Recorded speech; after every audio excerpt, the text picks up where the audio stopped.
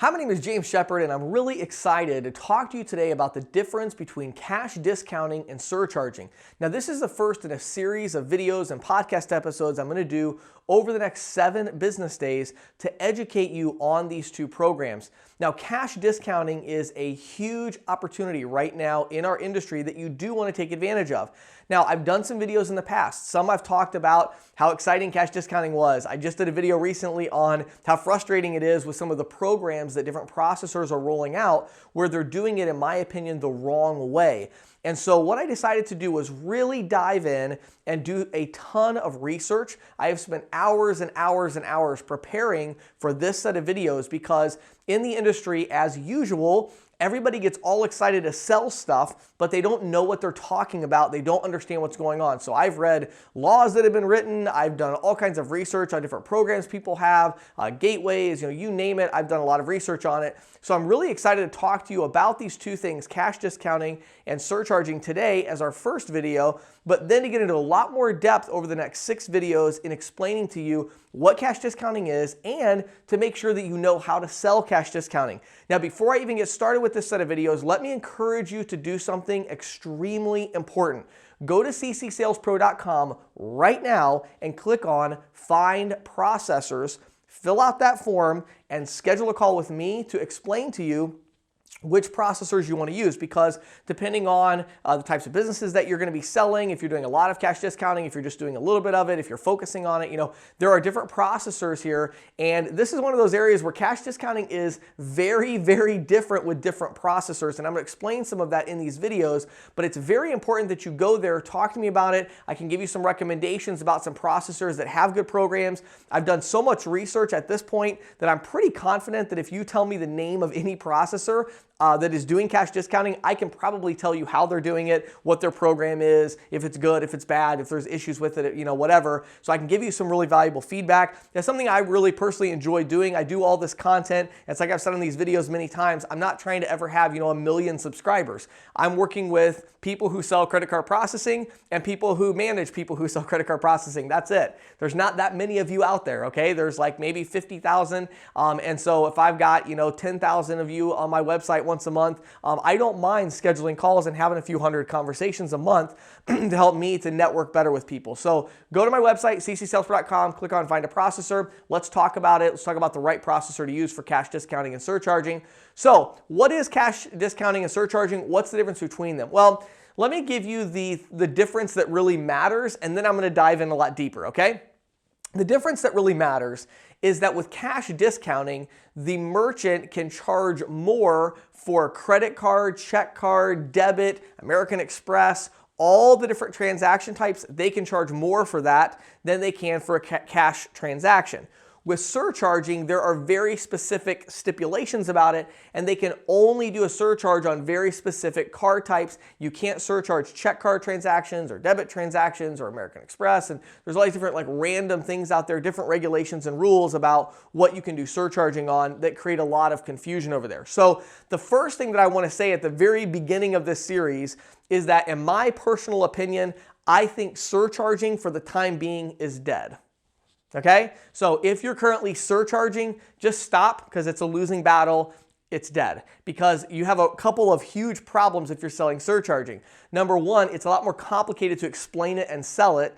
And if you do explain it and sell it and you actually get a sale, well, then somebody's going to come right in behind you with cash discounting and say, well, you're adding this percentage on for all your transactions except check card. Well, let's just do the check card too. I do that as I do with cash discounting. And so it's like, it just doesn't make any sense at this point to sell surcharging. Now, to be totally honest with you, I believe 3 to 5 years from now, it'll be back to surcharging, and you will be able to surcharge all the transactions, and I believe there'll be more regulation in place to make that possible and transparent. But at this time, surcharging is dead because cash discounting is working and everybody is selling it, and it's just a lot simpler. It's a lot better for the merchant, and so it just makes a lot more sense to do the cash discounting. Now, what is the difference between these two things? Well, so 2 things you need to understand at the outset that happened kind of legally and with laws and things like that to really understand the situation, okay? So the first thing you need to understand is that there was a lawsuit that was filed against Visa and MasterCard, and the results of that lawsuit and the resulting court trial that came about from that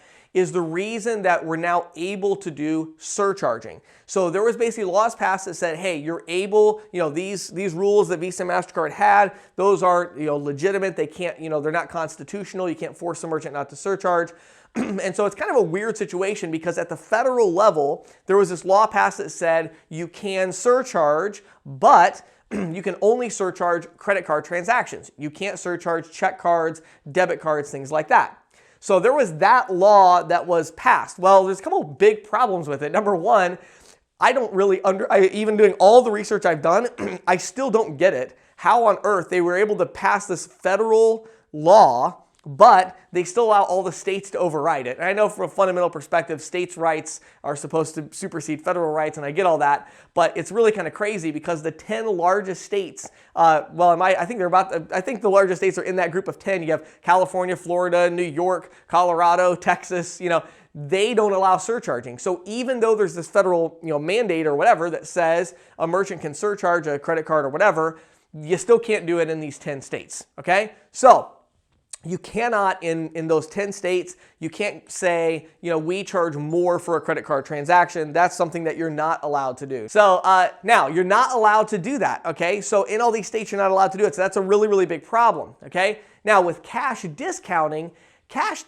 basically says, hey, we provide a discount because we want to encourage you to use cash, another form of payment. Now, something I didn't know until just this last week and doing all the research I've done, it was my understanding that cash discounting was kind of this fundamental freedom or right that businesses were allowed to do, but that this had never been codified into a law or anything like that. Well, that is actually not the case. And I'm going to read for you real quick what it says in the Durbin Amendment. So you've all heard of the Durbin Amendment, right? So the Durbin Amendment was passed and it regulated the amount of money that can be charged in interchange fees for check cards and debit cards. Well, part of the Durbin Amendment also mentions cash discounting, and I want to read exactly what it says. So if we look into the Durbin Amendment, which by the way isn't very long, I think it was maybe 10 pages long, something like that, it says limitations on restrictions on offering discounts for use of a form of payment.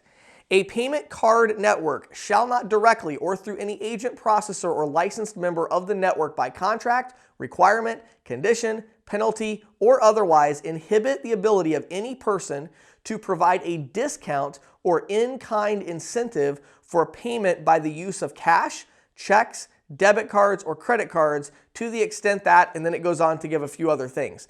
So this is really good news for cash discounting. What this means is that there is a law in place right now that says cash discounting is okay.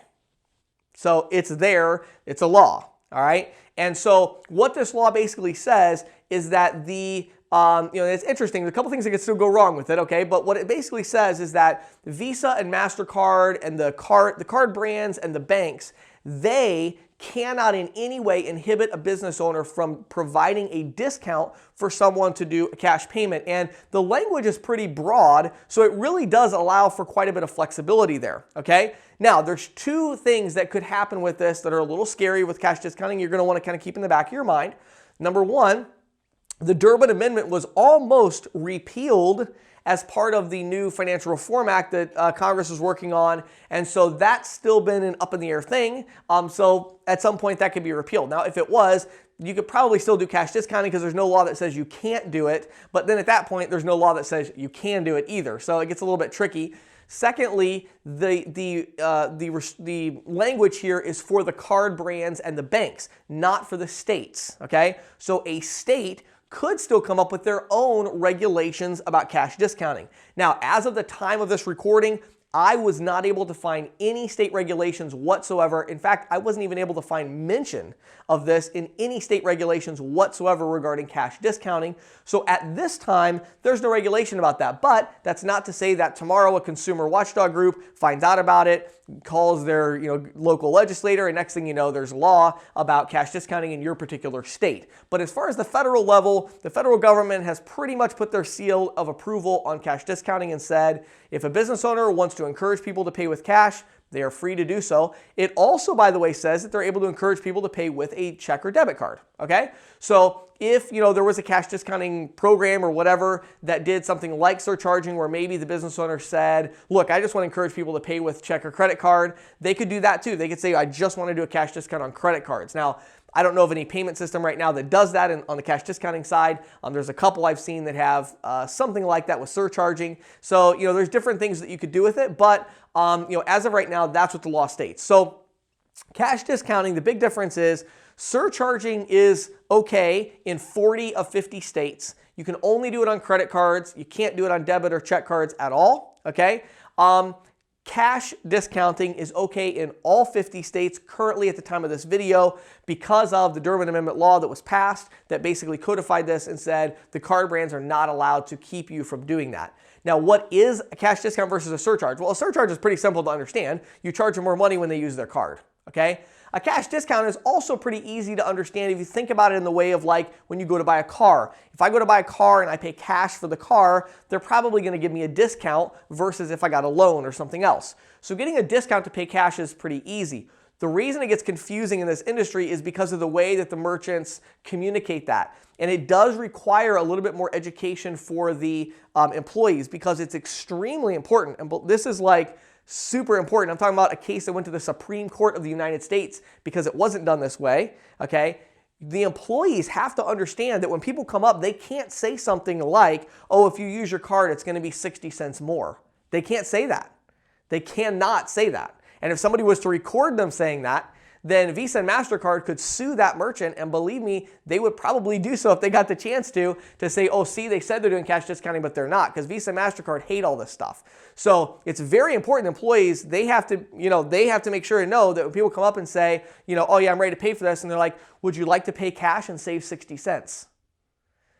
You have to say it that way. It's a cash discount.